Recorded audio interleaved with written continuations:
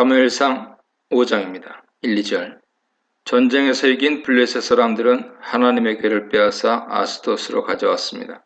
언약궤가 이스라엘 손에서 블레셋 손에 넘어간 것입니다. 이야기도 이스라엘 백성 관점에서 블레셋 사람 관점으로 넘어갑니다. 아스돗은 블레셋의 5 주요 도시 중 하나이며 후기 청동기와 철기 시대 주요한 상업으로 해상 무역의 중심지였으며 직물 제조 중심지로 매우 번성하던 도시였습니다. 이곳에는 다곤 신전이 있었고 블레셋 사람들은 언약궤를 들고 신전으로 들어가 다곤 옆에 두었습니다. 다곤 신은 가나안 신 이름으로 메소포타미아와 북쪽 시리아에서 초기 청동기 시대부터 알려졌습니다. 그는 에블라와 마리의 중요한 신이고 에마르 신전의 수장입니다. 그리고 우가릿 문헌에서는 폭풍의 신인 바알 아버지로 언급됩니다. 그가 비록 우가릿 신화에서 활동적인 역할을 하지는 않았지만 우가릿에 있는 신전 2개 중 하나는 그에게 헌정되었을 정도로 널리 알려진 신입니다. 특별히 구약에서는 블레셋 사람들이 주로 섬기던 신으로 등장합니다. 본문에서 블레셋 사람들이 언약궤를 단순히 다곤 신전에 두었다 말하지 않고 다곤 옆에 두었다고 말하는 것은 전쟁에 진 여호와가 다곤 신에게 항복하고 그의 종이 되었음을 표현하기 위한 것입니다. 이렇게 블레셋 사람들은 자신들이 완전 승리한 것으로 생각하고 자신들의 승리를 즐기고 있었습니다. 이것은 삼손을 잡아 다곤 신전에서 그의 비참해진 모습을 보며 즐거워하던 블레셋 사람들의 모습을 연상시키죠. 3절 5절입니다. 놀라운 반전이 3절부터 일어납니다. 다음날 아침에 일찍 일어난 아스돗 사람들은 다곤이 여호와 궤 앞에 엎어져 있는 놀라운 광경을 보게 됩니다. 이 모습은 마치 다곤이 여호와의 전쟁에 져서 여호와 앞에 완전히 항복하고 있는 것 같습니다. 얼굴을 땅에 대고 엎드리는 것은 완전한 복종과 헌신을 표현하는 것이기 때문입니다. 이를 본 블레셋 사람들은 다시 다곤을 원래 놓여있던 곳에 세워놓습니다. 하나님께서는 분명히 블레셋 사람들이 이해할 수 있는 방법으로 다곤이 여호와 앞에 복종하고 있는 모습을 보여주셔서 여호와의 권능을 나타내었지만 이들은 그 사실을 애써 외면하고 우연 누군가의 실수로 여기며 그냥 넘어가려 한 것이죠. 하지만 다음날 더욱 놀라운 일이 벌어졌습니다. 다곤이 여호와 궤 앞에 엎어져 있는 것은 동일하지만 이번에는 더욱 심각한 상태로 엎어져 있었습니다.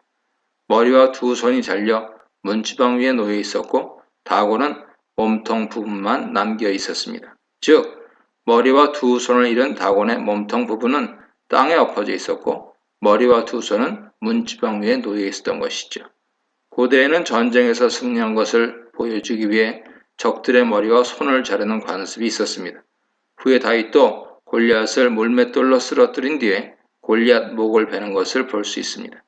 우가릿 문헌에서는 전쟁 여신인 아낫이 적들의 머리와 손들을 몸에 붙이고 싸우는 모습이 등장합니다. 또한 머리와 2 손이 문지방 위에 있다는 것은 문으로 도망가려는 시도를 하였지만 결국 여호와 앞에서 도망하지 못하고 죽임당했다는 것으로 해석할 수 있습니다. 이것은 이스라엘의 하나님이신 여호와께서 블레셋의 신인 다곤보다 힘이 없어서 이스라엘이 블레셋에게 패배한 것이 아님을 보여주는 것이죠. 앞의 사건들과 연결해서 보면 이스라엘이 전쟁에서 패배한 것은 여호와께서 이스라엘 백성들과 엘리 가문을 심판하기 위한 계획이었던 것입니다. 5절은 이 사건으로 생긴 블레셋 관습에 대한 화자의 해설을 하고 있습니다. 이 사건 이후 다곤 신전에 들어가는 사람이나 다곤 제사장들은 문지방을 절대 밟지 않는 관습이 생겼습니다. 이들은 다곤의 머리와 손이 놓인 문지방을 거룩한 것으로 생각하고 밟지 않았겠지만 역으로 이 관습은 다곤의 치욕적인 패배와 여호와의 권능을 계속해서 기억하게 하는 역할을 했습니다. 6절 12절입니다. 이 단락은 이제 적극적으로 여호와께서 블레셋을 상대로 전쟁하시는 모습을 그리고 있습니다. 블레셋 신인 다곤을 쓰러뜨린 여호와가 이제 직접적으로 블레셋 사람들에게 재앙을 내리기 시작합니다. 잘려나가 무력하게 된 다곤의 성과 대조적으로 여호와의 손은 강력한 힘을 발휘하기 시작합니다. 여호와께서 그들이 감당하기에는 너무 무거운 재앙을 내리기 시작하신 것이죠. 참고로 여호와의 손이란 표현은 출애굽기 9장 3절에서 애굽 사람들의 가축에 돌림병 재앙을 내릴 때 처음 사용되었습니다. 재앙의 종류는 독종으로 피부병의 일종입니다. 학자들마다 이 병을 임파선종이나 종양 혹은 학문 쪽의 종기나 농양이라고 보기도 하고 6장에서 독종과 쥐를 연결시키는 것을 근거로 쥐들이 옮기는 패스트 일종으로 보기도 합니다. 여호와께서는 이 재앙을 통해 아스돗과 그 지경들을 모두 치셨습니다. 여호와께서 홀로 블레셋과 전쟁하신 것이죠. 끔찍한 재앙을 경험한 아스돗 사람들은 이 재앙이 여호와께서 자신들과 자신들의 신인 다곤과 전쟁을 하고 계신 것이라는 사실을 분명히 알았습니다. 여호와의 괴가 블레셋 사람들에게 여호와의 힘을 보여주는 수단이 된 것이죠. 물론 법궤 자체에 힘이 있는 것이 아니라 여호와께서 직접 손쓰신 것이지만 블레셋 사람들에게는 법궤 자체가 이스라엘 하나님으로 여겨진 것입니다. 그리고 이 재앙을 견딜 수 없게 되자 블레셋 방백들을 모으고 재앙의 원인이 되는 여호와의 궤를 어떻게 할지 의논했고 이것을 가드로 옮기기로 하고 그리고 실행에 옮깁니다. 가드는 아스돗에서 북동쪽 산지에 있는 곳으로 골리앗의 고향이죠. 아직 다른 지방 사람들은 이스라엘 하나님의 무서움을 모르기 때문에 단지 장소만 옮기면 재앙이 그칠 것으로 생각한 것입니다. 하지만 가드에서는 더 크고 심한 재앙을 내리셨습니다. 성읍의 큰 자나 작은 자를 다 쳤다는 것은 남녀노소 지휘 고하를 막론하고 모두에게 독종이 생기게 하셨다는 의미죠. 가드의 재앙이 아스돗보다 더 심하게 내리자 다시 의논하여 이번에는 법궤를 가드 북쪽에 있는 또 다른 도시인 에글론으로 보냅니다.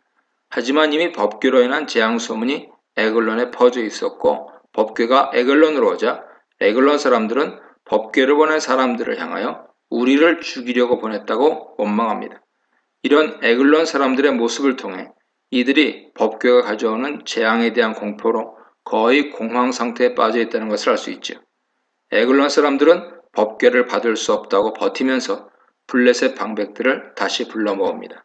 그리고 법궤를 원래 있던 곳으로 돌려보내 죽음을 면하자고 제안합니다. 이 단락에서 여호와의 손이 엄중하다 하는 표현과 여호와의 손이 매우 심하게 친다는 표현을 반복 사용하여서 여호와께서 블레셋에 매우 심한 재앙을 내리고 있다는 것과 블레셋은 이런 하나님의 권능을 감당할 능력이 없다는 것을 보여줍니다. 결국 블레셋 사람들은 자신들의 신에게 도움을 요청하며 울부짖습니다. 마치 애굽 사람들이 여호와의 재앙을 당하여 크게 애곡하였던 것과 비슷하죠.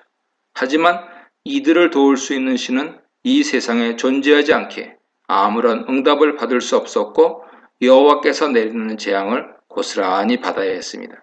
이들은 비록 이스라엘과의 전쟁에서 크게 승리하였지만 오히려 안심하고 돌아온 고향에서 행해지는 여호와의 공격에 속수무책으로 당하며 패배의 피눈물을 흘리지 않을 수 없었습니다.